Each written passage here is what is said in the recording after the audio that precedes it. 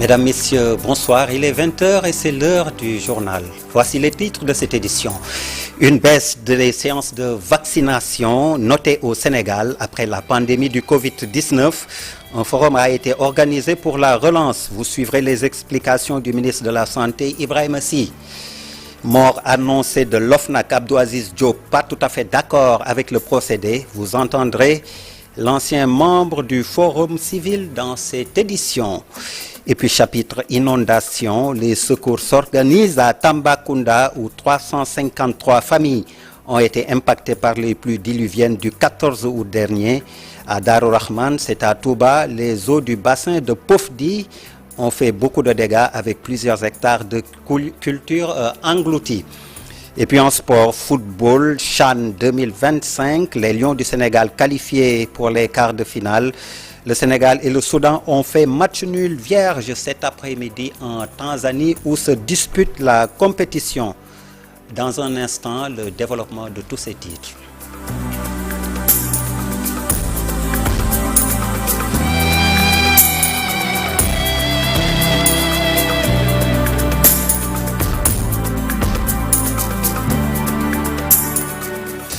Bonsoir et bienvenue. Une baisse a été notée dans les vaccinations au Sénégal après la pandémie du Covid-19.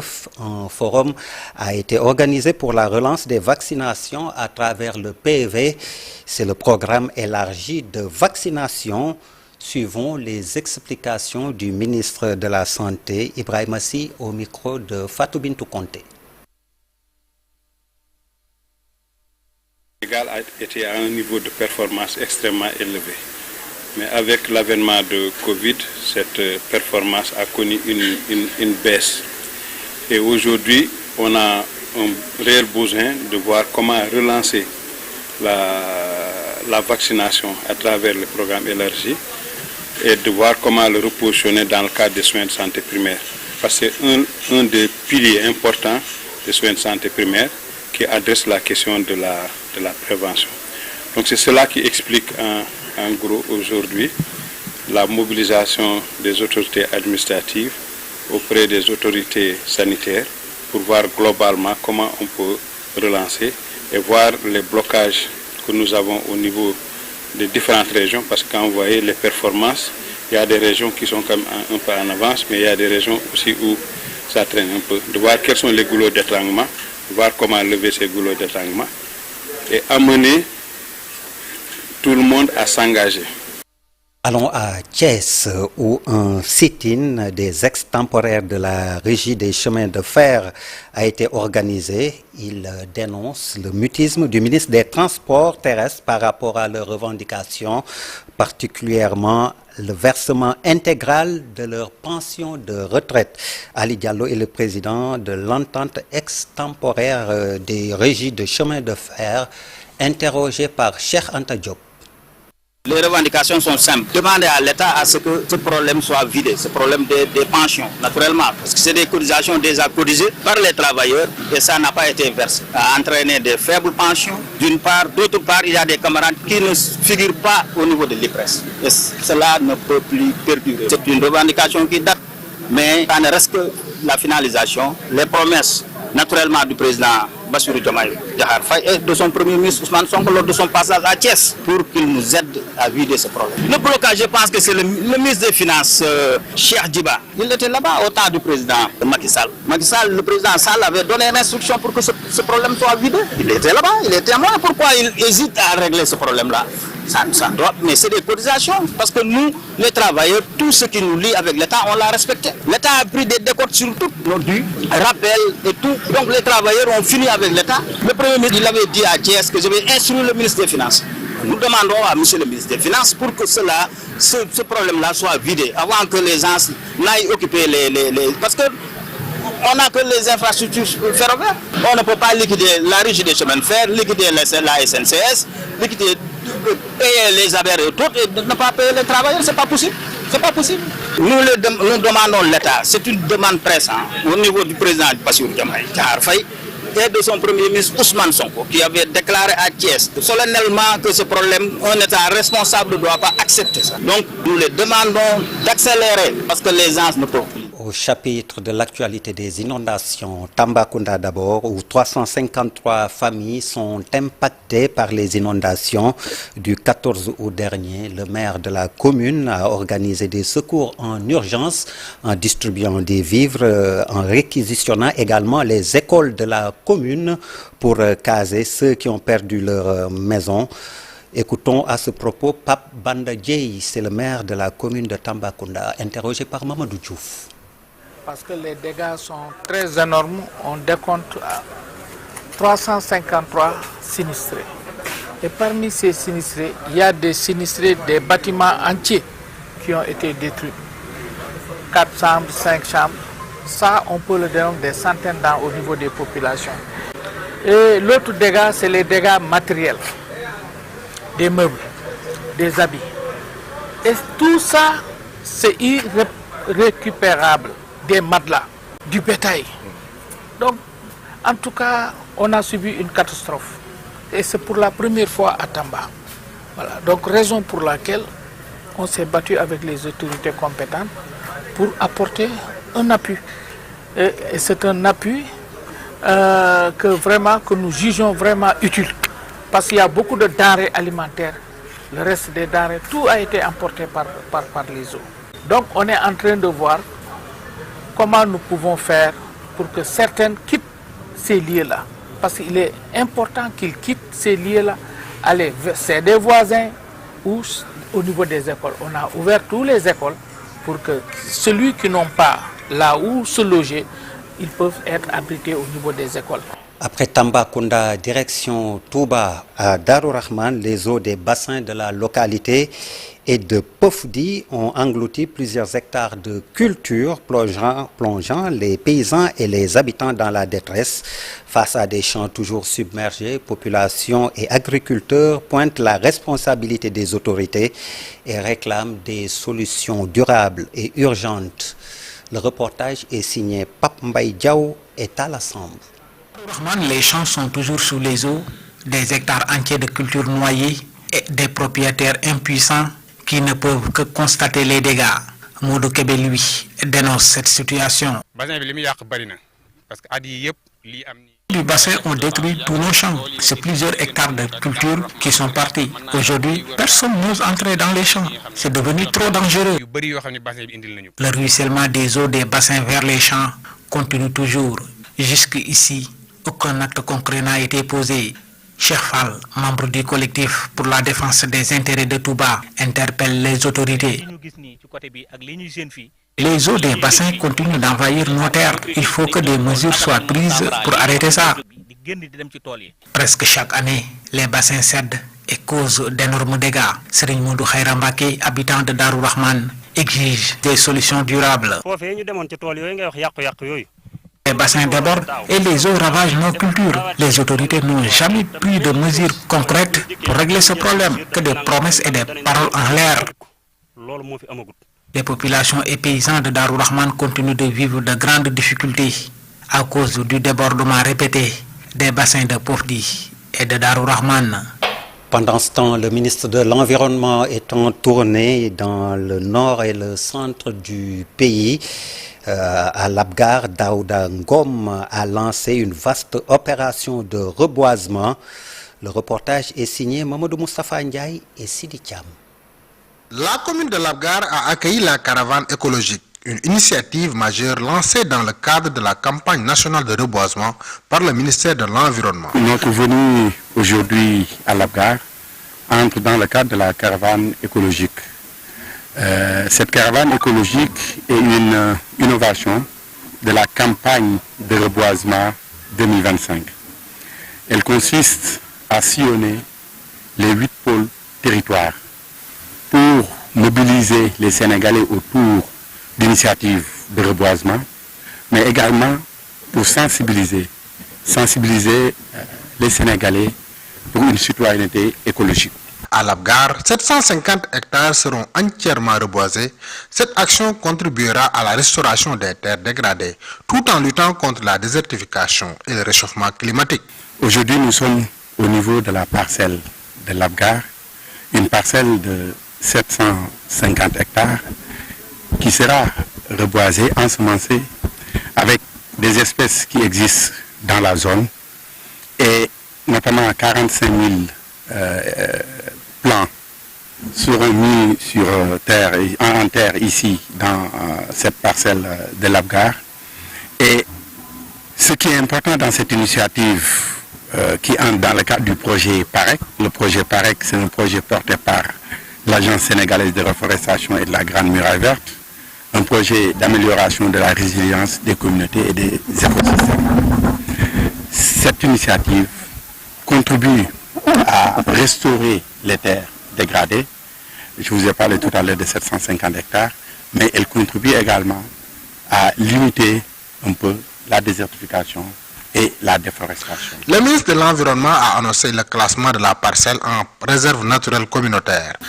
Dans le long terme, cette parcelle sera érigée en réserve naturelle communautaire comme celle de Koili Alpha, où on introduira des animaux sauvages pour un peu restaurer la biodiversité. À l'issue de cette étape, une convention a été signée entre l'Agence de la reforestation de la Grande Muraille Verte et la commune de l'Abgar, marquant un véritable tournant pour le développement durable de cette localité. Et nous reparlons de la mort annoncée de l'OFNAC. Abdouaziz Diop n'est pas trop d'accord sur le procédé. Cet ancien membre du Forum civil l'a fait savoir à notre reporter Cheikh Anta Diop. Communiqué du Conseil des ministres hier annonçant une série de réformes de lois, surtout relatives à la transparence, à la bonne gouvernance. La première, c'est l'accès à l'information. C'est une loi en gestation depuis une dizaine d'années. L'avant-projet était bouclé. C'est une vieille doléance de la société civile, de la presse, mais des citoyens de manière générale. Donc, vraiment, nous saluons la finalisation de cette loi. Quant à la loi sur la déclaration de patrimoine, nous pensons que c'est une loi qui doit être adaptée au contexte. Quand on parle de transparence, on ne peut pas parler de confidentialité. On ne peut pas comprendre le paradoxe qui existe entre la déclaration du président de la République qui est rendue publique et celle des autres assujettis qui sont confidentiels. Je pense que donc dans le cadre de cette réforme, les membres du gouvernement, les directeurs généraux et autres assujettis doivent être rendus publics. Maintenant, pour la loi sur l'OFNAC, c'est avec la corruption. Mais la corruption, il y a d'autres délits connexes. Nous avons la concussion, nous avons le pantouflage, nous avons le blanchiment de capitaux, nous avons les détournements de deniers publics. Donc autant de délits connexes. Je pense que cette loi aussi, nous attendons le contenu pour voir exactement qu'est-ce qui sera dans cette nouvelle réforme. Maintenant, pour le dernier point relatif aux lanceurs d'alerte, nous pensons que c'est trop prématuré. Ça ne doit pas découler seulement de la volonté du chef de l'État. Ça doit être l'objet de larges concertations entre les différentes parties prenantes pour en arriver à un consensus. Parce que nous vivons dans une société de diffamation, de délation. Maintenant, cette loi risque d'avoir des effets pervers, des procès en diffamation, des délations, des règlements de compte. Donc je pense que cette loi devrait être mûrie, réfléchie pour en avoir un consensus. Il faut même repousser le vote de ce projet de loi sur les lanceurs d'alerte. Parce que notre société déjà avec les réseaux sociaux, nous n'avons aucune autorité de régulation des réseaux sociaux. Donc c'est une loi vraiment qui est trop prématurée. Le ministère de la Justice, via la direction du suivi et de l'évaluation des politiques de bonne gouvernance, opte pour la digitalisation, pour une bonne politique de bonne gouvernance qui cadre avec le référentiel 2050. Ousmane Kanté, le docteur Ousmane Kanté, le directeur général du suivi et de l'évaluation des politiques de bonne gouvernance au ministère de la Justice, il l'a dit à Modoufal.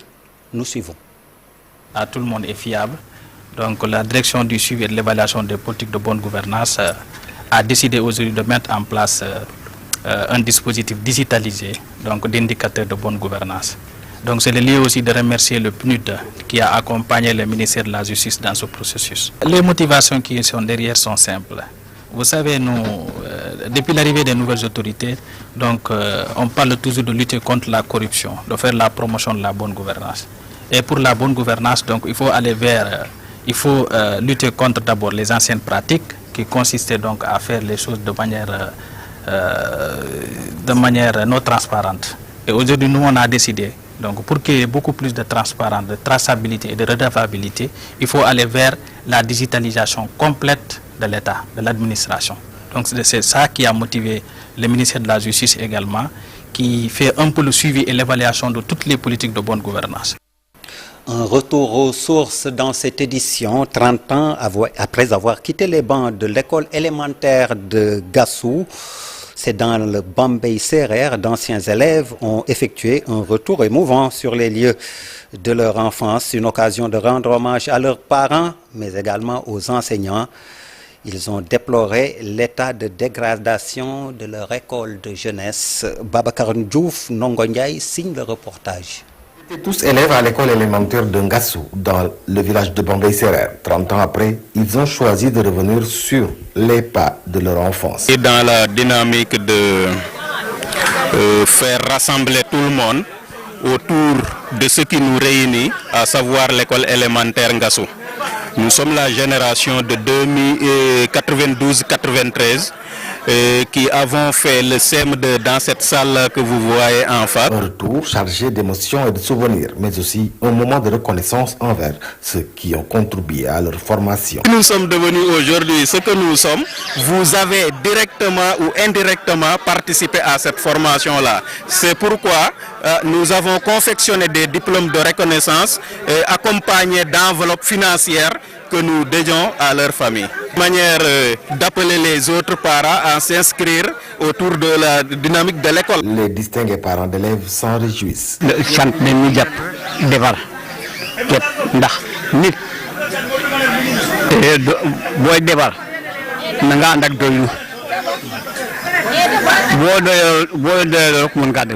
À cette occasion, les anciens pensionnaires de l'école élémentaire de Ngassou ont également constaté l'état actuel de leur ancienne école pour s'en désoler. Et nous avons constaté de nos propres yeux l'état de délabrement très avancé des salles de classe, des murs de clôture, des toilettes, des robinets, etc. Et le groupe a jugé nécessaire, après cette rencontre-là, de faire des cotisations, des souscriptions volontaires, vraiment pour pallier à ce fléau-là. Belle histoire racontée par Babacar Diouf et Ndongo Ndiaye. En sport, pour terminer football, troisième et dernière journée du groupe D du CHAN qui se joue en Tanzanie. Le Sénégal et le Soudan se neutralisent sur un score nul et vierge. Un résultat qui conforte les Lions à la deuxième place du groupe. Les protégés du sélectionneur Souleymane Diallo vont rencontrer en quart de finale l'Ouganda. Ce sera samedi à partir de 14h. Suivons les explications du sélectionneur national Souleymane Diallo à l'issue de ce nul vierge face au Soudan. Les garçons qui ont fait pour moi, à mon humble avis, un match très correct, un match tactique et surtout un match physique. Donc si je me base à la mi-temps, j'ai vu qu'on avait 64% de possession et l'adversaire n'avait fait aucun tir cadré. Donc si on se base sur ces données de performance, vraiment, je remercie les garçons et surtout leur engagement. Probablement, il faudra que personnellement, qu'on nous revoyions encore peut-être les consignes qu'on va donner sur la phase d'approche et surtout. Et donc, je pense qu'il faudra chercher cet équilibre-là. C'est une équipe, c'est vrai, on est resté longtemps ensemble, mais on insiste beaucoup sur l'aspect défensif parce qu'on sait qu'une équipe, une grande équipe, c'est d'abord une bonne.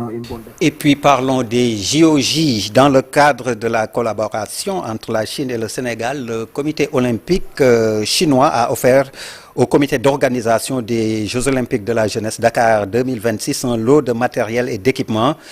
C'est dans le cadre d'un soutien pour la réussite de l'événement sportif, selon l'ambassadeur de la Chine au Sénégal. Il était présent à la cérémonie de réception. Suivons-le au micro de Chersad Boudjara et Modou Diop. C'est d'abord un fort soutien pour le COJOJ. Je dois indiquer qu'il s'agit d'une série de matériels de diverses natures, utilisés dès à présent déjà dans le cadre de l'organisation du déploiement de nos équipes, mais surtout pendant les Jeux, notamment en ce qui concerne l'équipement du comité du village olympique. Comme vous le savez, sera logé au niveau de l'université Amadou Mahtar Mbow de Diamniadio. Donc c'est vraiment le signe d'une solidarité olympique entre le mouvement olympique chinois et le mouvement olympique sénégalais. 13 000 articles, comme on l'a dit, pas 13 000 articles, une valeur en francs CFA de 1 milliard de francs CFA.